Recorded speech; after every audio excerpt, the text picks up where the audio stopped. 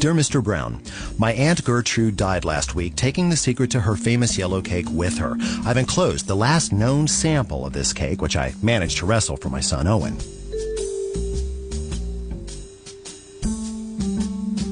We have the ingredient list, but since she never wrote anything down, we have no idea what to do with them. We hope that you can decipher this mystery and give us back our cake. Signed, blah, blah, blah. Ghouls.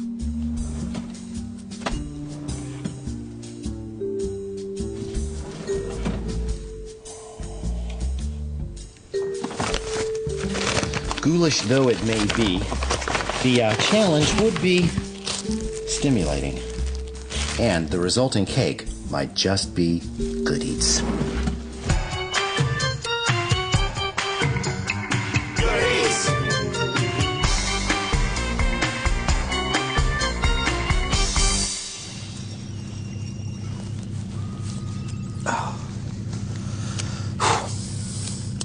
Subject is a wedge of chocolate frosted cake, cut radially from what appears to be a 9-inch by, I'd say, 1.5-inch round.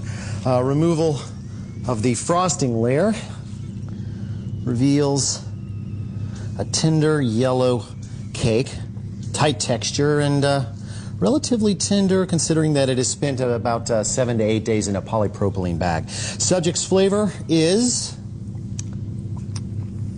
sweet, but not cloyingly so, and there is a distinct butteriness. Substantial tissue damage suggests the feeding of an adolescent human. This was no boating accident. Sorry. What we have here is what bakers call a butter cake, okay? It's a direct descendant of a pound cake, a very, very ancient cake made from a pound of flour, a pound of sugar, a pound of butter, and a pound of eggs. True to its medieval roots, that kind of cake is very effective, but a little on the crude side. Through the centuries, cooks like Gertrude found that they could make a more tender, more sophisticated, more flavorful cake by replacing some of the eggs and some of the butter with milk. Toss in a little chemical leavening and some vanilla extract, and you've got Gertrude's shopping list. Of course, if we are to truly grasp her genius, we're going to have to understand the roles that each of these ingredients plays. Everything that goes into a cake either toughens, tenderizes, moistens, dries, or flavors it. Tougheners, including flour and eggs, contain protein, starch, or both, and give a cake its structural integrity. Tenderizers like shortening, butter, and the cocoa butter in both chocolate and cocoa powder tenderize cakes by coating flour particles. Sugar tenderizes by holding on to water, and chemical leavenings tenderize by changing the pH of the batter and by increasing the size of the bubbles in the batter. Moisteners include water, milk, syrups, and eggs. Quite the multitaskers, those eggs. Dryers include powdered milk, flours, cocoa powder, and other starches. Although ingredients such as extracts, salt, citrus zest, spices, and liqueurs bring a lot of flavor to the party, they play little or no role in the structural equation of the cake. Keeping all of these players in balance is what cake baking is all about. Most yellow cake recipes call for all-purpose flour. That's good enough for me. I'm betting Aunt Gertrude used cake flour. Well, it seems that Aunt Gertrude's family decided to cover their bets. So what's with cake flour? In the first place, cake flour is made from soft winter wheat. And this means 8 grams of protein per cup instead of 10 to 12 grams of protein in all-purpose. Less protein, less gluten. The more tender the cake. Absolutely. What else? More starch. And to swell and stabilize the cake. Plus, this is it's finely ground, and this is going to make it blend easier and going to give you a much finer texture. Well, that's enough for me, Shirley. Gotta go. Cake flour is chlorinated. So? That makes it acidic, which makes the protein set faster. Again, a smoother, finer texture. And chlorination does something to the surface of the starch. It makes it soak in liquid faster. And it also makes it, the fat stick to it. And the fat's where the air bubbles are. Shirley, would you mind leading me up to the checkout? Sure, why? Because once again, you've blinded me with science. We can tell just by reading Aunt Gertrude's recipe that she was a very serious baker. Not only did she weigh all of her ingredients, she weighed them metrically. And since there are about 30 grams to an ounce, that means greater precision. And of course, when you say hello to metric, you say sayonara to fractions, which is a good thing for me, because as my 5th grade math teacher, Mr. Hammond, could tell you,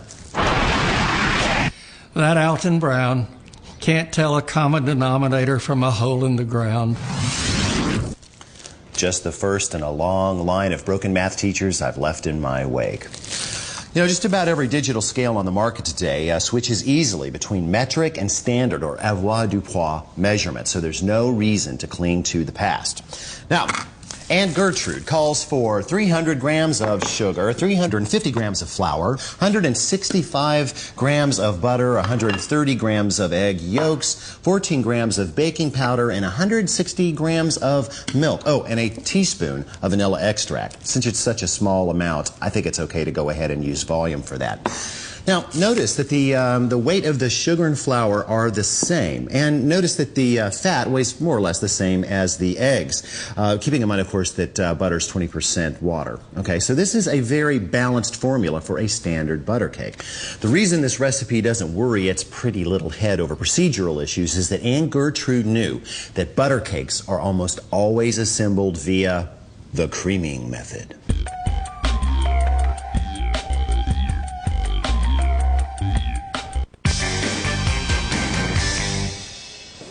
Step 1.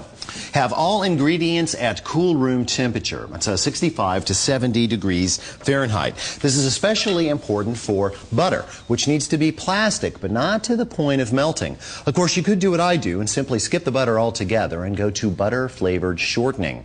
I trade them out all the time because shortening doesn't melt at mixing temperatures, and it's soft enough to work with straight from the container. And, in baked goods at least, I could swear it tastes more like butter than butter, which is kind of creepy. But good. The trick to switching these out is that you have to remember that butter is about 20% water, whereas the shortening is all fat all the time. So we have to decrease the amount of butter by 20% to get the amount of shortening. That means 140 grams of shortening. We have to increase the liquid in the recipe by 20%. So that gets us up to 180 grams of milk. Okay, got that.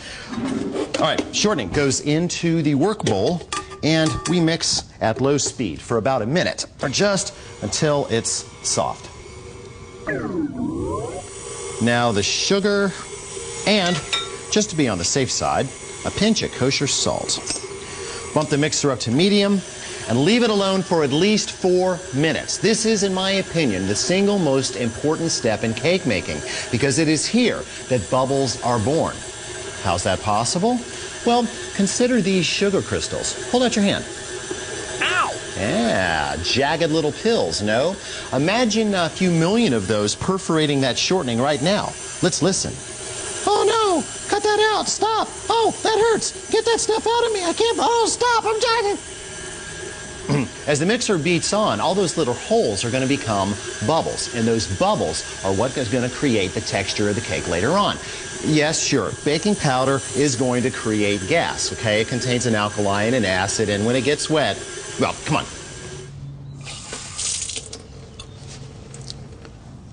There, see? Now that's a lot of gas, and it'll create even more when it gets hot. All that gas is fine and good, but unless we've got some seed bubbles in place, the texture they'll create looks kind of like... And this isn't exactly what I had in mind, not for cake at least. By carefully creaming first, we get a texture that looks like this. Ah.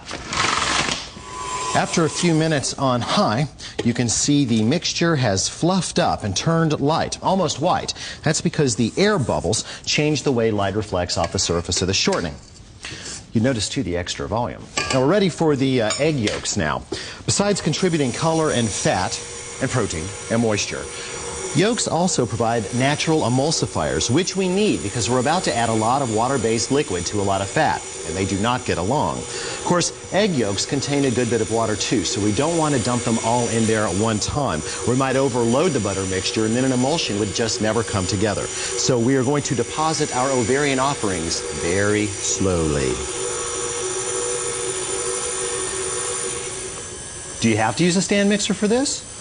Well, absolutely not. In Victorian England, the well-to-do, who did most of the cake baking and eating back in those times, used old-fashioned hand mixers. 492, 493, 494, 495, 496. And when you're done with that, clean the fireplace, Cinderella. Of course, if you're short on indentured servants, you can use an electric hand mixer, but it'll take twice as long. So if you've got a stand mixer, use it. Now, at this point, we have creamed together the shortening, sugar, and salt, and we've integrated the egg yolks. So it's time to alternately add the dry and wet ingredients. And we've combined the milk with the vanilla and sifted together the flour and the baking powder. The air in between the granules is going to help work this into the batter faster. So we're going to start by slowly adding half of the dry goods. Now, by starting with the dry, we get to cover the flour particles with fat, and that is going to help to create a tender cake, because if there is fat all over the flour, then water can't get to the flour and there won't be any gluten, right? Of course, if we added this all at once, we'd create a big, dry, lumpy mess that might not smooth out later. Okay, now, half the liquid. Why half? Because if we added it all, there wouldn't be enough dry matter to soak it up, and our emulsion would be in jeopardy. There. Now, the rest of the dry. Nice and slow.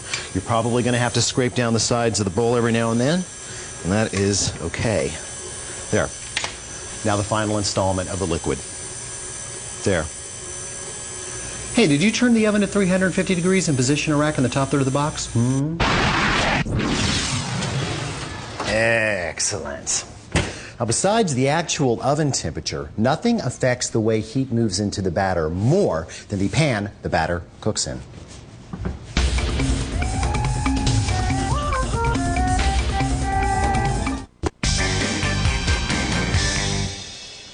The faster you can get heat into a cake, the sooner its structure will set and the finer its texture will be. But as anyone who's ever worn a black aluminum suit or driven a black car will tell you, dark metal absorbs heat very quickly.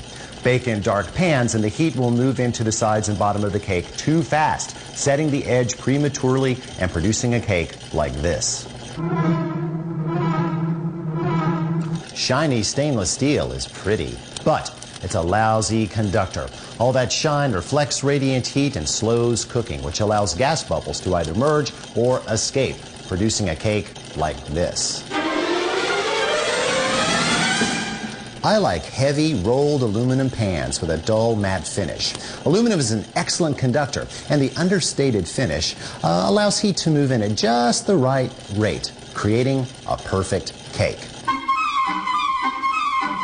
Jane, get me off this crazy thing.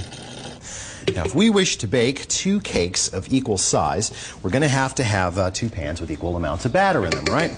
And the best way to ensure that we do that is to weigh the batter, right? So, I'm going to go straight onto the scale. And we've got 1,870 grams, okay?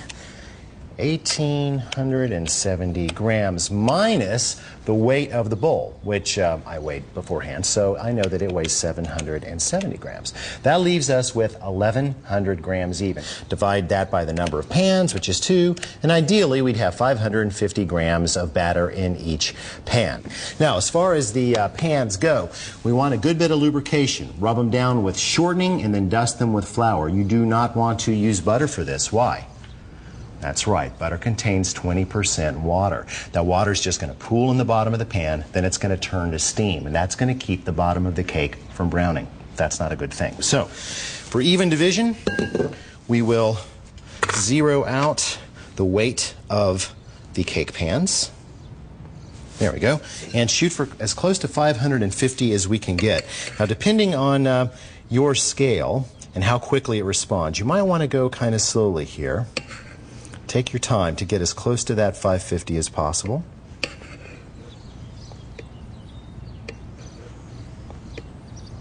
There we go. Yeah, 535. That's close enough for me. And we'll see if we can get all of this into the next pan. That should be about right.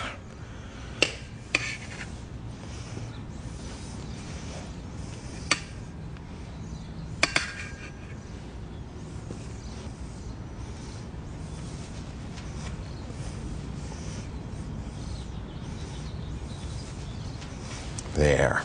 It looks like there's even going to be a little left over for me to eat later. Now, at this point, just give them a little bit of a jiggle. If you're working with a very, very thick batter, you might need to smooth it with a spatula. But this looks good. Straight to the oven. Make sure there are 3 inches of open space between the pans and the oven walls. If you don't have enough room, put one on the top rack and one just below, okay? Even heat distribution is crucial to even rising and browning.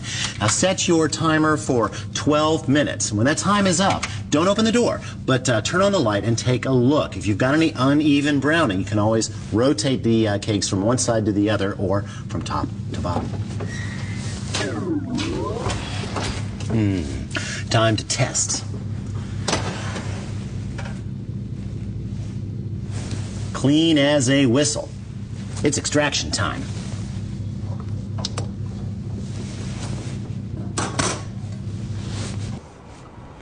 There.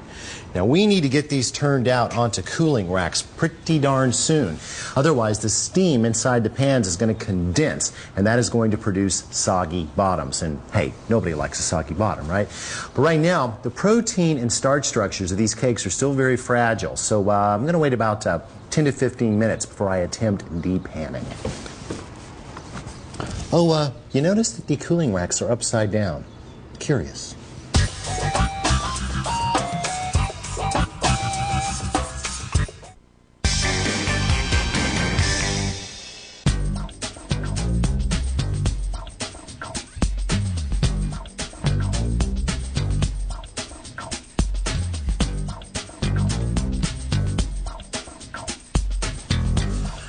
I'll let these cakes cool for about an hour and they will be ready to consume. Of course, you could frost them, even though they don't really need it. They're plenty moist. But if you do, well, heck, that's another show. What? I said frosting's another show. Well, okay, one frosting, but then that's it.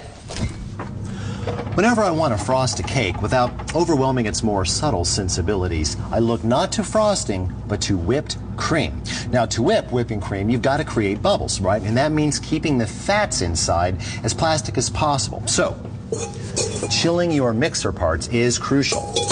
Meanwhile, we'll scrounge for flavor.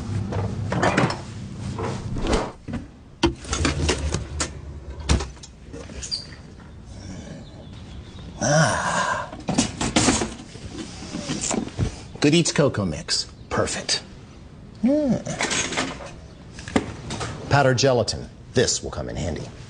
Place 2 tablespoons of water in a small saucepan. Okay, that's actually a metal measuring cup, but that's okay. It's got to be cold water. Then sprinkle in 1 teaspoon of the powdered gelatin and wait 5 minutes. As you can see, the gelatin has absorbed the water or bloomed, and now we can melt it. Heat, please. Ooh, low heat, low heat, low heat, low heat. Good. Just set that over a low heat, stirring occasionally until it melts. Put your chilled bowl into place and add 2 cups of whipping cream, half a cup of the cocoa mix, a wee shot of vanilla extract, and turn the mixer on low. Let that just get going and then slowly drizzle in the gelatin mixture. Turn up the speed. And then we can just turn this on high until the mixture looks like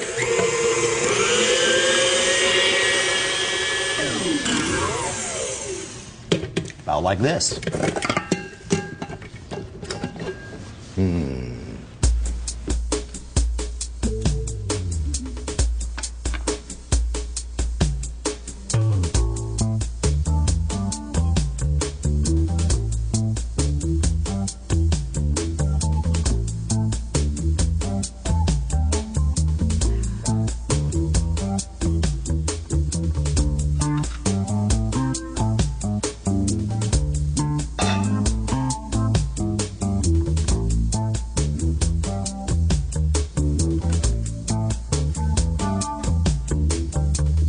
Dear Gertrude's niece, I believe our experiment has been a success.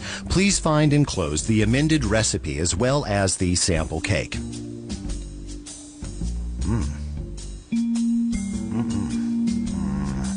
Due to insurance requirements, we are unable to ship the sample cake, but I assure you it was and is good eats.